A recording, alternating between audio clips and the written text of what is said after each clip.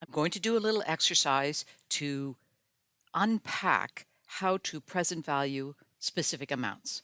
So for one, I've got lease payments are $5,000 per year payable at the end of each year. The market rate is 8%. And what I want to know is what is the value today? And let's say that this lease was a 5-year lease. So we're going to say it's a 5-year lease. Okay. So now when I look at this, I'm going to go equal present value. I need a rate, and my rate is 8%, the market rate. The number of periods is going to be 5. The payment is going to be 5,000. Future value is 0. And because I pay at the end of every single year, I'm going to put a 0 in here. Now, you'll notice something really important. This interest rate is an annual interest rate. And in reality, what I'm doing is I'm dividing it by 12 and I'm multiplying it by 12 because the period is 12 months long. So the interest rate reflects the period of time between now and when a payment is made. So keep that in mind. The interest rate is what reflects the period of time. So I'm going to hit enter. And we see, oh, I neglected to put the number in as negative, so it should be negative 5,000. There we go. So now let's just quickly look at what that formula was.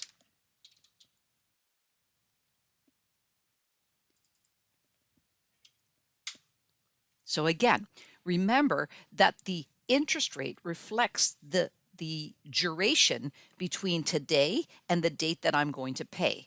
So in this case, because it's 12 months, 8% divided by 12 multiplied by 12. Now, let's go down here. We've got the lease payments are $2,000 per month, payable at the end of each month. Market rate is 8%. It's a 5-year lease again. So I'm going to do equal present value.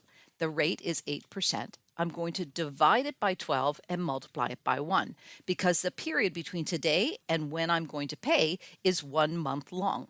Now, I could just divide it by 12 without multiplying it by 1, but I'm just demonstrating why this is happening.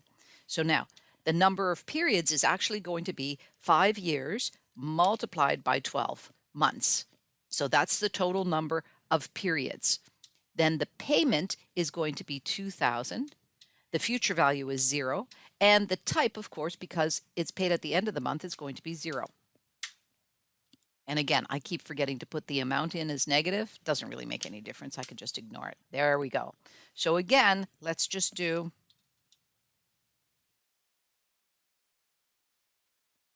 So again, notice that the duration between now and the payment is indicated by the interest rate.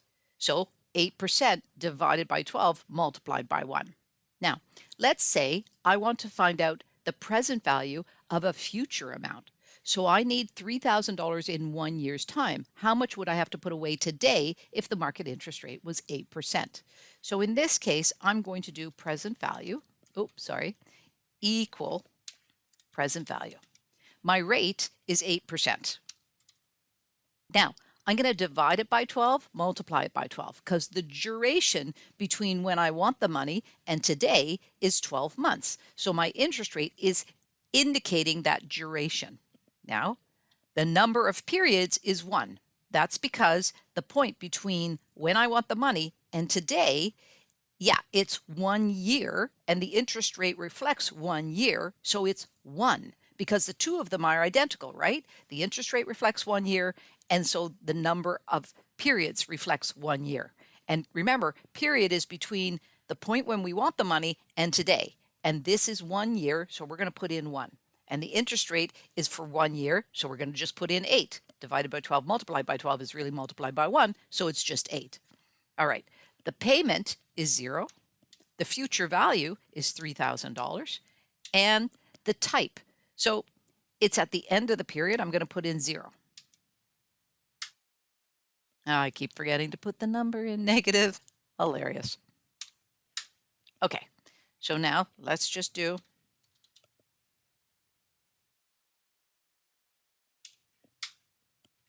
so we can see that. Now let's look at something interesting. I'm going to copy this down here. Now I'm going to move it down here. Now watch. I'm going to double click on this, and I'm going to change this from 0 to 1. It's the same amount. It's an identical amount. So when I'm looking at, I'm just going to copy this formula so we see.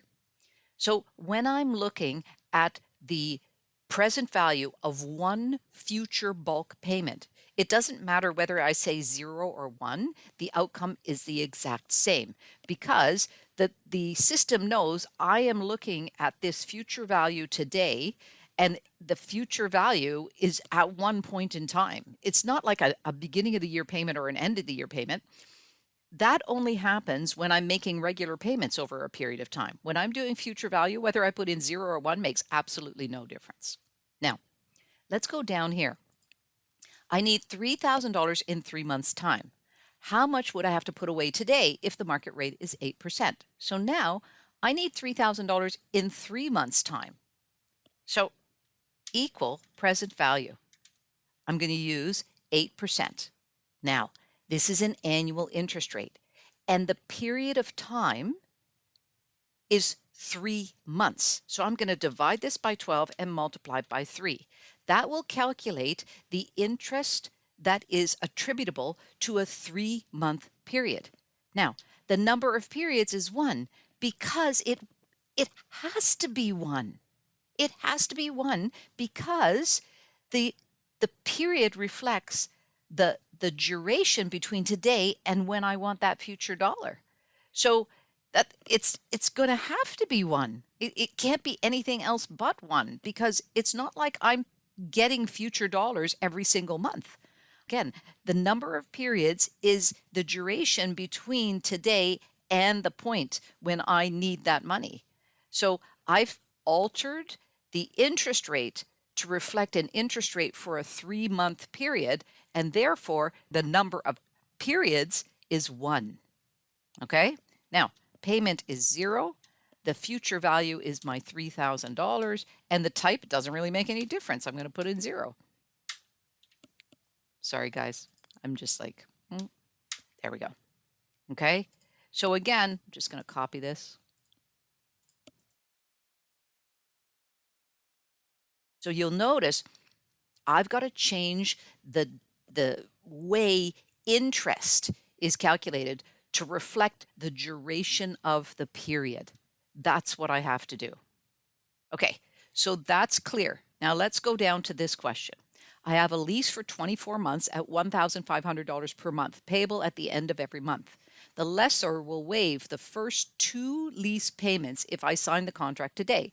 What is the present value of the lease payments? So if I look at this, right, and let's say this is the point, I'm going to put it over here.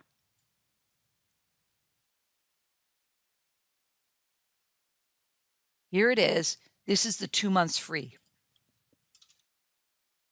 I'm going to start paying here. I'm going to end paying all the way over here. And that this period of time, let me just insert. This period of time is going to be that 24 months minus the 2 months. So this period of time is going to be 22 months. So I'm going to need to calculate the present value of all of these payments. So I do equal present value. My rate, let's assume it's still 8%. I got to divide it by 12 and multiply it by 1. It's the same as dividing it by 12, but I'm just going to keep going. The number of periods is 22. The payment is going to be 1,500, and the future value is 0. It's at the end of the period, so I'm going to put in 0. All right, and I'm going to make this number negative. There we go. So this is the present value, but it's the present value only to this point. All right, that's where it is. Now, I have to present value it to today. Today, this is today right here. This point is right here. Right here is today. So that is 2 months, but that 2 months is 1 period. So if I want to do the present value to this point, I'm going to do equal present value. I'm going to take the 8%. I'm going to divide it by 12 and multiply it by 2 to change the interest rate to be that appropriate duration of the period, which is 2 months. I'm going to do one period because it's one period between now and when I'm going to start paying here. And then I'm going to do the payment is 0. The future value is, of course, negative. This time I remembered this amount. And then type doesn't matter. So it's $30,196.88. So notice again, if I look at my formula, so I'm going to look at my formula here.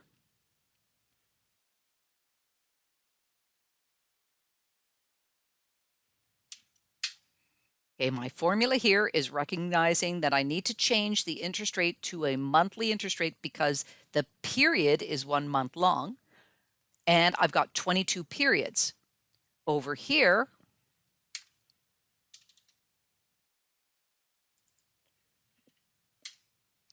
I am changing my interest rate to reflect the duration of the period, which is 2 months. So I changed my interest rate to reflect the duration of the period, but the period between now and the future value of $30,599.50 is one period. Hopefully this was helpful.